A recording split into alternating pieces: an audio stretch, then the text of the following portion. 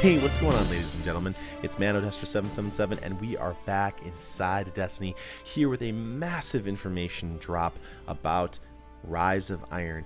In Game Informer's digital September 2016 issue, they laid out a huge spectrum of information and new topics that we had not known about, and so we want to cover that with you. If you find something in this video to be worthwhile and enjoyable, a positive rating would be greatly appreciated. If you feel to subscribe for more Rise of Iron content, I'm going to be covering this in depth more and more as we get closer to September 20th, the launch date of it. And if you feel like it, leave a comment down below. It lets me know that the content that I am bringing to you is something that you find worthwhile. Make sure you've got my notifications on so that you are the first ones to check out my video. And guys, with that, let's get to it. First of all, Rise of Iron centers around Lord Saladin and the Siva threat. Essentially, Lord Saladin had been coming to the tower to bring us the Iron Banner, which was to strengthen the Guardians so that we could prepare for the day the Siva, a nanotechnology threat, could be fought against. So when the day returned that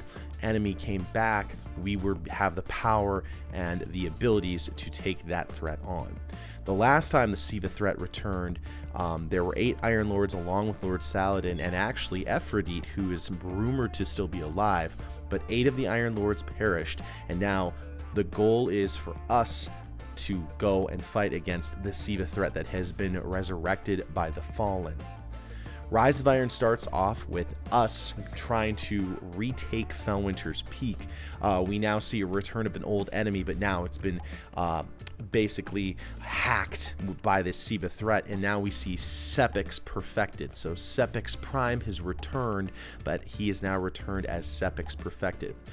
There are some other things that are going to happen up at Felwinter's Peak. There's going to be Tyra Karn, an awoken archivist, and Shiro 4, Cade's trusted scout, that will play into the story a little bit, and they'll have some different interactions with you up at Felwinter's Peak. So there are going to be a couple of different activities that you can take care of. First of all, you can go and journey into the Plaguelands. Essentially, the Plaguelands have been left completely alone since the Iron Lords shut it away the last time the Siva threat came, but now the Fallen have been interacting with it, taking hold there, and essentially it's a wilderness there with these new Devil Splicers. So you're going to be looking for a number of bounty of new attacks, new strategies, and new enemies to fight. In the actual Rise of Iron story missions and story campaign, there are going to be 5 story missions with different cinematics that give way after you've completed it to a number of different quest lines, very much and very similar to Taking King. We're going to be looking for different artifact chases. We're going to be looking for exotic quest line, which brings us to our first big juicy piece of content. Thorn in Year 3 is returned. It is confirmed that Thorn will be making a return. I am hoping that Icebreaker also makes a return. They haven't said anything else about it, but it would be interesting to see Icebreaker return back into it. Some other big giant strokes of things that you need to know. The new light level is going to be 385 until the hard version of the raid comes out, and then it's going to be 400. There are a number of different PvE activities that are going to be there once you complete the main story. There's the Wrath of the Machine raid, which is the name of the raid. The focus is going to be in this raid about mobility and collision. That's one of the things that the developers talked about. I'm going to go more into that with some of my other videos.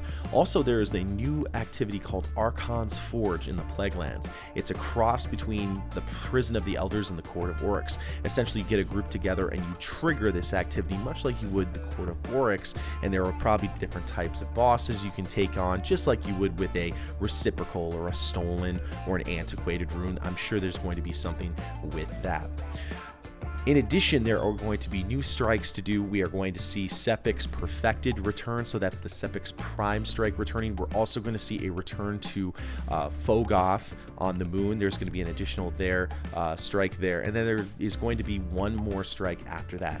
In addition, they have a new system for looking and farming for strike exclusive weapons. You are going to have the ability to get skeleton keys, and what you can do is you can earn those skeleton keys and you can take different paths through strikes, and you can activate a strike specific loot chest, and you can do that at any time. You just have to make sure that you have a key. So that's great because it gives you another ability to farm for strikes and a reason to do it. In addition, there is going to be more ways to get gear and tons of different sets of gear. You're of course going to have the raid gear, Trials of Osiris gear, which you can see in the description and in the picture here, but there are also going to be Iron Lord's armor and guns. And one of the ways you can get that is there's going to be a Rise of Iron record book, similar to the Moments of Triumph. And every activity that you play into while you're doing Rise of Iron plays into that. There are some also massive big changes that are going to be coming. First of all, there is going to be ornaments that are going to be coming into Destiny, and these are going to be cosmetic changes. Essentially, with chromas, we've had a number of different like light and illumination ways we can change our character, but ornaments are actually designed to add like a skin or a flavor onto it. This is very similar to like what the Iron Gallarhorn is going to have onto it.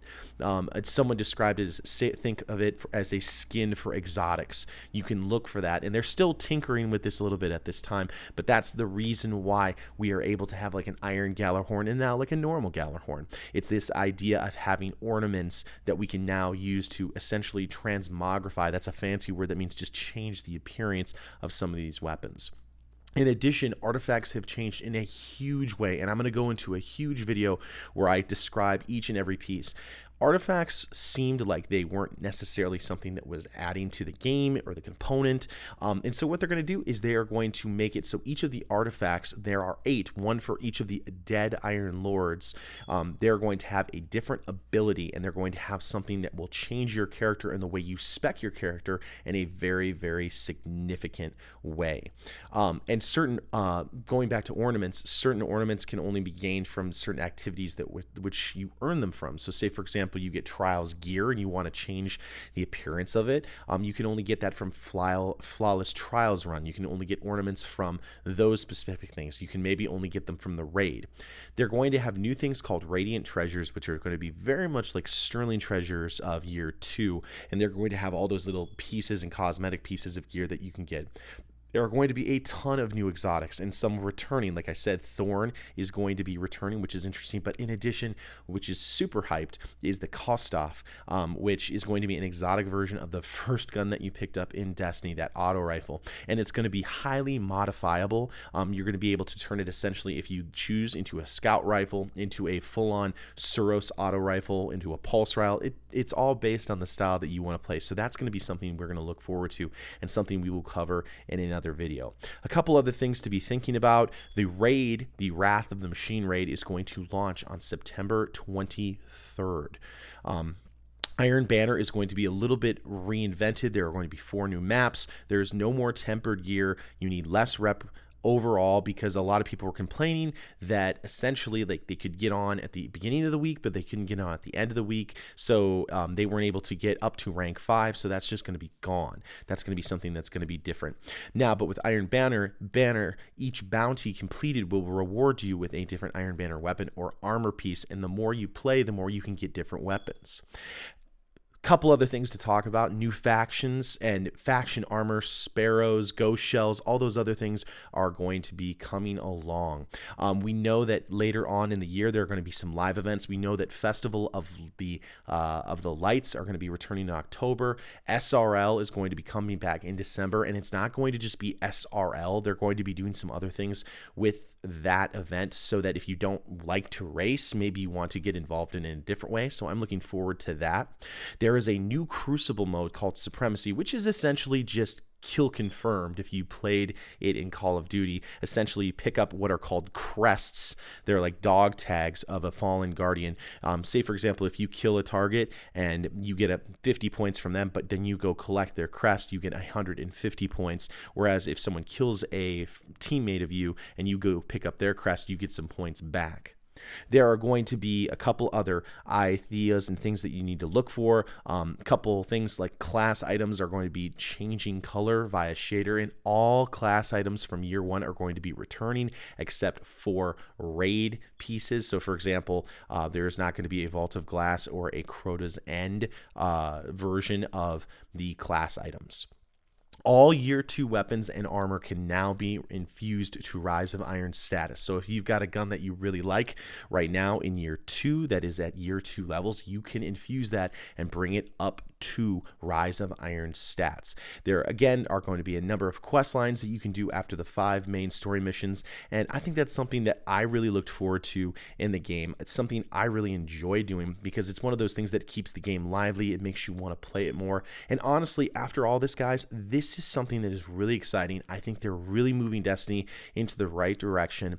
I think the idea of these artifacts being changed, you learn a little bit about each of the Iron Lords, and I think they're really trying to play into the story piece of this. So guys, that is just a huge broad overview. Again, I'm going to do some specific videos for each of these different pieces because this is so much information, and more information is going to be dropping, but I at least wanted to let you guys know about what was going on, let you see some of the pictures from the Game Informer article as well as some video, guys. So I hope you enjoyed this video. If you did, again, a positive rating would be greatly appreciated. Again, subscribe for more Destiny content, and guys, thank you so much for watching, and I'll see you next time in the universe of Destiny.